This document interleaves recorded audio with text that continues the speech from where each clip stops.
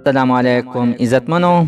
نننې معلومات د سره زموږ د علي شاه د مور په باره کې دی. سنن شاه هغې ته خبیب د مرګ دمکي ورکړې ده او بیا یې دغه شانتې د ځان نه ویډیو کړې ده او شیر کړې ده او ډېرو مینهوالو ورباندې زړه خوږ شوی دی. عزتمنو چې څه یې ورته ویلي دي، تاسو غواړئ چې پوه شو نو زموږ دا ویډیو د سر تر اخره پورې ګورئ. تاسو ته به پوره معلومات در ورسېږي. د دې معلومات نه مخکې زه تاسو ته دا یادګي نه وکړم تر اوسه پورې که چېرې تاسو زموږ په دې چینل کې نوي وئ او چینل هم نه وي سبسکرایب کړی، حتما د سره زموږ همدا چینل د سره سبسکرایب کړئ، خوا کې ورسره د ټلۍ نشان ووهئ چې هره یوه نوي معلوماتي ویډیو تاسو ته په اسانۍ باندې در ورسېږي. عزتمنو، بیګا جان خبیب د علي شاه مور سنن شاه ته دمکي ورکړې وه چې تا به یعنې زه وژنم او دا غلط کارونه ته مه کوه.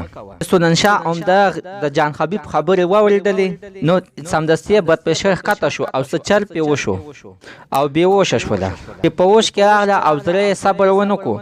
سمدستي خپل خاوند ته یې ویلې ما ته کیمره ونیسه چې زه د ځان نه یوه ویډیو وکړم، ګینې زما زړه د دې نه علاوه نه صبرېږي.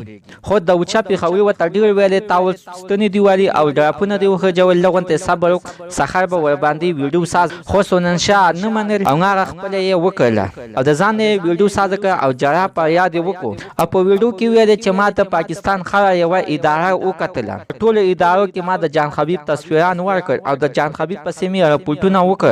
غواړم چې جان خبیب د سریام ووایي چې دا ګنده ویډیو د دې سنن شاه د علي شاه د مور نه ده، هله به زه جان خبیب پرېږدم، داسې ګینې نه پرېږدم. او دغه جړا په یاد یې پکې کړې ده چې جان خبیب ورته د مرګ دمکي ورکړې ده او ورسره د جان خبیب ملګرو ورته ټلیفونونه کړي دي او د مرګ دمکیانې ورته ورکړي دي. د سنن شاه بلکل د خپل نه ځمکه وتښتېدله او وویلې او په سورت یاسین او په قرآن مجیدونو باندې لاس کېښودلو چې دغه ویډیو زما نه ده، دغه جان خبیب دی دا ما پسې ډرامې سازوي او دغه ګنده ویډیو خدای خبر چې دوی کوم ځای کې پیدا کړې ده او زما شکر یې پرې لګولی دی. سنن شاه د علي شاه مور ویلي دي چې زه یې نه په خپلو ویونو باندې ډېره سخت بېعزته کړم او ویې وهلم او ویې ټکړم.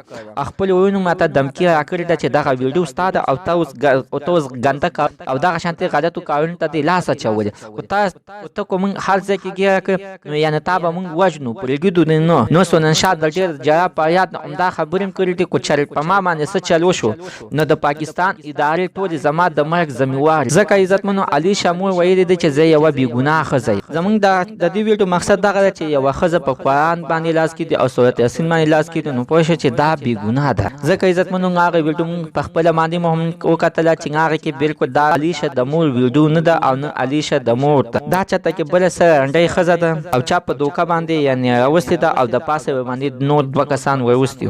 خو عزتمنو چې د چا یقین نه راځي حتما راسره د وټساپ نمبر راولېږئ، هغه ویډیو به زه تاسو ته در سینډ کړم او ویې ګورئ د علي شاه مور بېګناه ده او نه یې دغه شانتې څه غلط کارونه کوي. د دوی په اړه باندې عزتمن ستاسو یعنې څه خیر دی؟ حتما خپل رایه راسره لاندې په کامنټ کې شریکه کړئ او خپل د وټساپ نمبر راته لاندې په کامنټ کې راولېږئ چې هغه ویډیو زه تاسو ته په وټساپ در سینډ کړم. هله به ستاسو یقین به راشي. عزتمن دا اوس زموږ نننۍ معلومات د دې ځای پورې د نوي معلومات دپاره زموږ همدا چینل د سره سبسکرایب کړئ، خوا کې ورسره د ټلۍ نشان ووهئ. هره یوه نوي معلوماتي ویډیو تاسو ته په اسانۍ باندې در ورسېږي.